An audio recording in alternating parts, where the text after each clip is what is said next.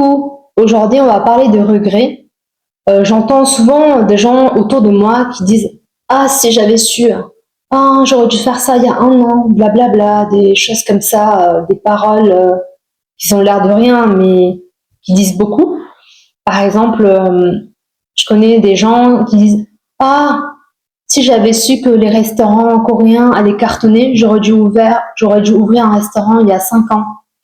Ah, si j'avais su que TikTok allait rémunérer, j'aurais dansé pendant le Covid.»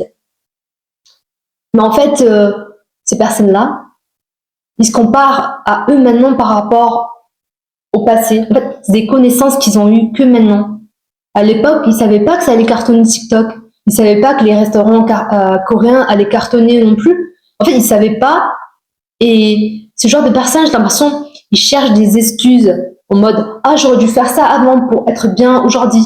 En fait, ça sert à rien de se tourner vers le passé. C'est des choses qui sont faites. Et même si on remontait le temps, ces personnes-là feront les mêmes erreurs parce qu'ils n'avaient pas le courage de le faire et ils cherchent des excuses. «Ah, si j'avais su.» Bah oui, mais tu savais pas. Point. En fait, tu peux pas changer. Voilà, j'aurais dû investir avant. Est-ce que tu avais l'argent à l'époque? Est-ce que tu avais les connaissances? Non, on ne savait pas tout ça. Les gens qui se piègent eux-mêmes avec leurs pensées, j'ai l'impression, sont plus tournés vers le passé et le futur. Ils ne se créent pas en se basant sur le passé. Ça se fait avec des actions, pas avec des regrets. Et c'est maintenant qu'il faut agir, en fait, pour que demain, on n'a pas de regrets. C'est souvent des personnes, en fait, qui vont refaire les mêmes erreurs. Si j'avais su. En fait, ils cherchent juste des excuses parce qu'ils n'osent pas le faire, ils ont peur et ils veulent avoir une certitude que ça va marcher. Mais en fait, on saura rien. Rien ne va marcher. Pourquoi j'ai pas déclaré ma flamme à X ou Y il y a 5 ans? Parce que tu avais peur. Maintenant, tu n'as plus peur. Mais avant, est-ce que tu avais cette force que tu as maintenant? Ce courage que tu as maintenant? En fait, on se compare, on se référence à nous actuellement, à moi actuellement en 2025. Et moi en 2023, j'étais pas la même personne en fait.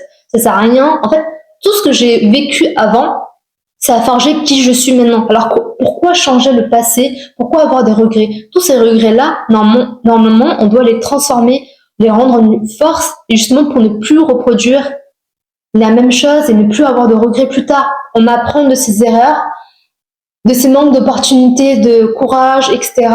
Justement, pour devenir une meilleure version. Et c'est des leçons de vie, je trouve, qu'on doit apprendre pour plus tard, justement, se dire: «Ah, heureusement que j'ai eu des regrets avant.